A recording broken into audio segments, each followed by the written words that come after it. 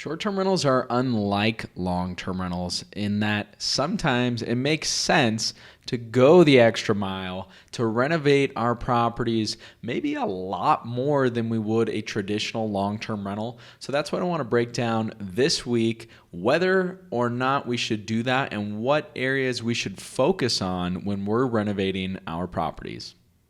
Welcome to Short-Term Rental Riches. We'll discuss investing in real estate, but with a specific focus on short-term rentals. Quick, actionable items to acquire, manage, and scale your portfolio. I'm your host, Tim Hubbard.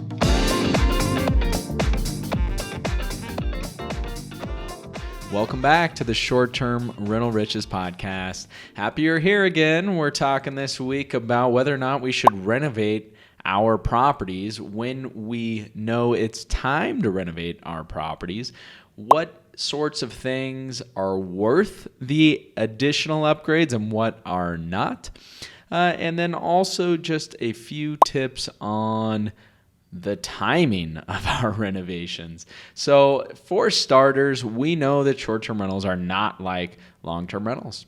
We furnish them. They have a design element to them. Some of them are over the top, unlike our long-term rentals where traditionally, at least historically, we painted them all the same colors. We use the same flooring in all of the units. We use the same hardware in kitchens, and they aren't really unique, right? It's a good place for someone to live where they're going to bring their own furniture and they're going to add maybe their own design.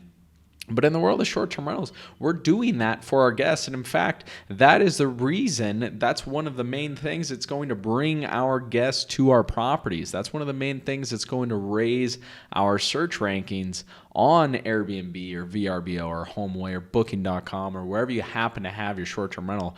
So knowing whether or not to renovate our property and how far to go is very important. I have renovated a lot of properties. If you've listened to the podcast for a while, you know a lot of my properties are old. They're really old, like in the historic fashion. I have property from the 1900s, apartment building. I have an apartment building from the 1890s. That is the oldest one.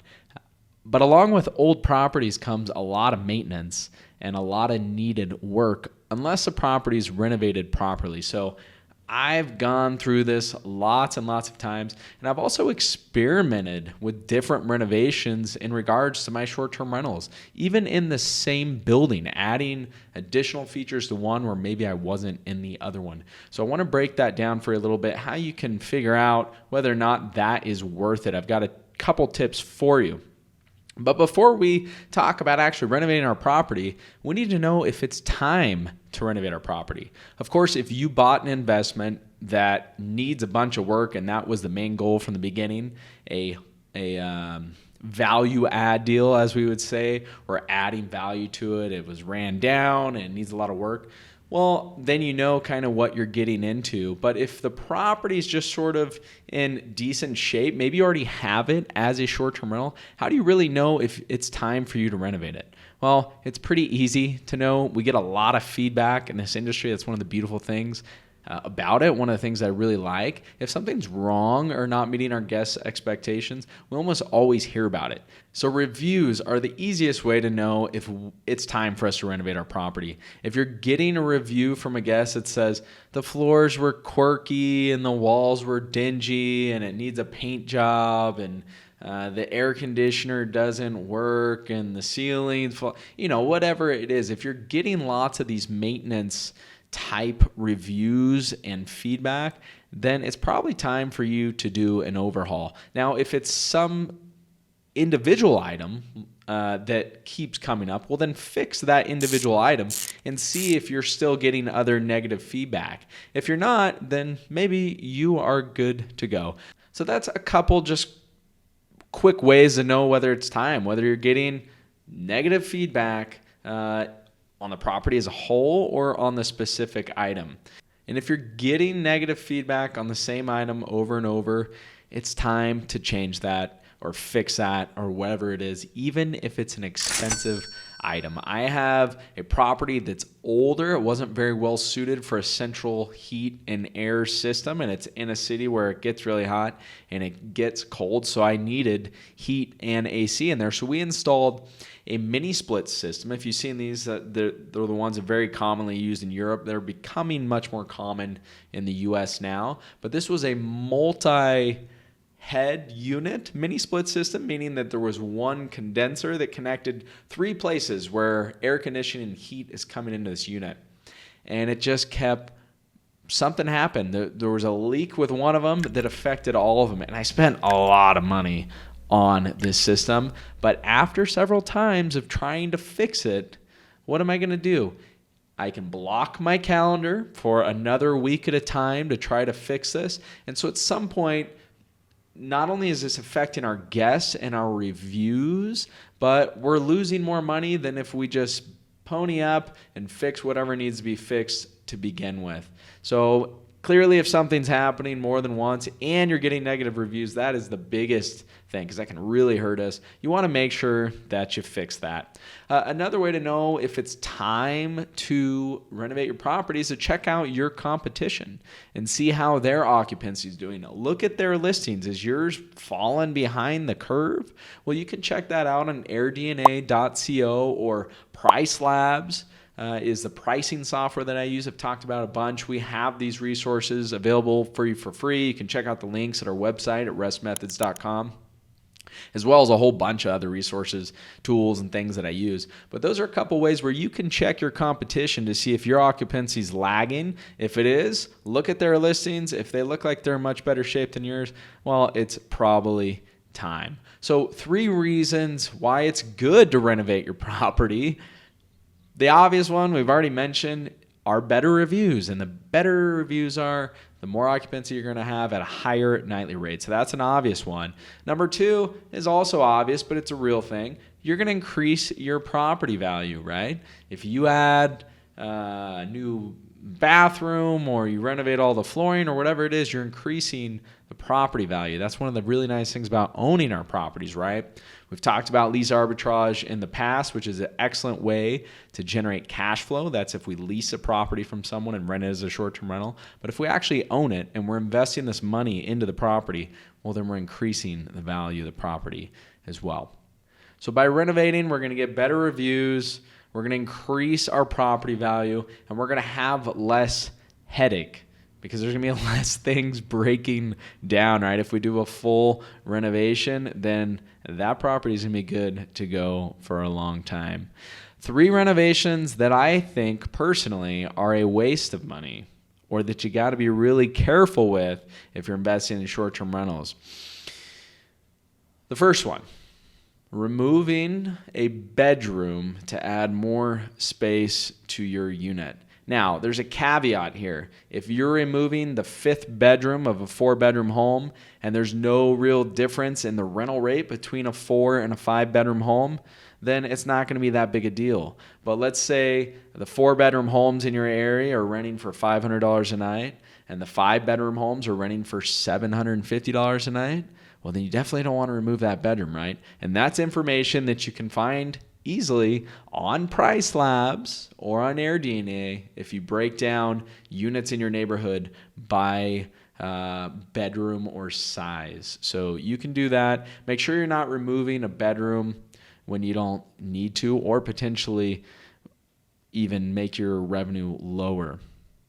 So make sure you're not removing a bedroom unless it's not going to impact your revenue. Number 2, biggest waste of money, I would say, and again, this has a caveat, is going with top-notch appliances. So we know that we can buy a stove, a gas stove for $600, but we can also spend $4,000. That's not necessary unless your short-term rental happens to be advertising or seeking that person that wants a chef's kitchen, and then maybe you can charge a premium, but I would say that gets a little more risky. So I wouldn't overspend on your appliances. Of course, we want to get good ones so that they're not breaking down all the time. Appliances just don't seem to last like they used to, right? I don't know about you guys, but I know my parents still have a fridge in their garage that they've had longer than they've had me. And that's how appliances used to be. They don't last very long anymore. But so make sure you're getting a decent one, but don't overspend on them. The third thing that you want to consider putting extra money into, and those are extra amenities in your property. So do you want to add a jacuzzi in your property? You need to do a little research before you pony up, 10, 15 grand or whatever it is for an amenity like that. And again, you can use those same data resources, AirDNA or Price Labs. Price Labs has a way to actually separate properties by amenities. I'm not sure if AirDNA does, but I know that data is available. So make sure you're checking it out before you're adding any really expensive amenities. And kind of any sort of amenity or appliance, or same thing with toilets, for example. You can buy a toilet for $100. It's probably not going to work that well, so I suggest you spend a little more on a nicer toilet. But you can also buy that $3,000 Japanese toilet. Have you seen those? That you walk in the bathroom, they open up automatically, they play rain sounds, they clean you, they dry you, they have a heated seat. They're awesome. When I build my dream home, I think I'm going to throw one in there. But for your short-term rental, it's probably not going to raise your nightly rate, maybe not even at all. So really consider the extra costs on some of these appliances and things like that are just going over the top. So lastly, I want to finish up just with some tips on renovating in general. We want to do this in the off season, right? If you're in a seasonal place, you don't want to do it during the peak season. And make sure to allow yourself more time than you actually need, especially if it's a big renovation, because we know these things tend to go a little longer, don't they? Another thing you want to consider is the longevity. Again, that goes back to appliances and toilets and making sure we're not buying the bare models that are going to break down. We do get a lot of wear on our properties with short-term rentals. Everyone uses them differently.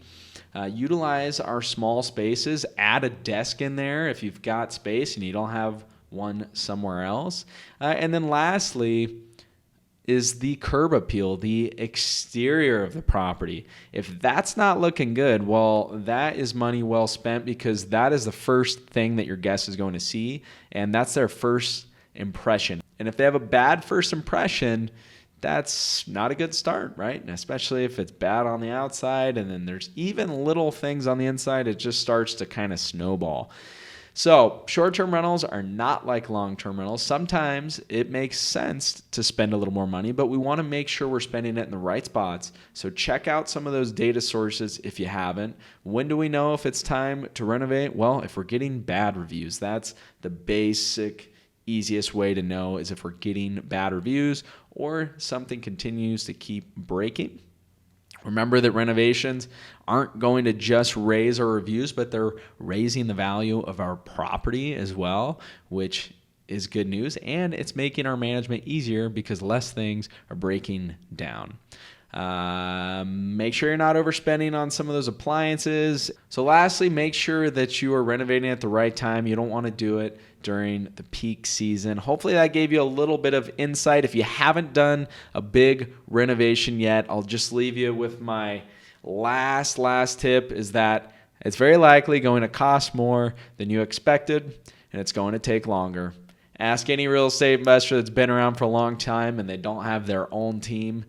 That's just kind of how it goes, but it can be well worth it. So if it needs to get done, go ahead and jump in there. I hope you are doing really well out there today, wherever you are in the world. Thanks for joining in. Again, if you didn't already know, you can check out all of our past episodes at strriches.com, and we've got a bunch of resources on there for you. Thanks for joining. Until next time, have a fabulous day.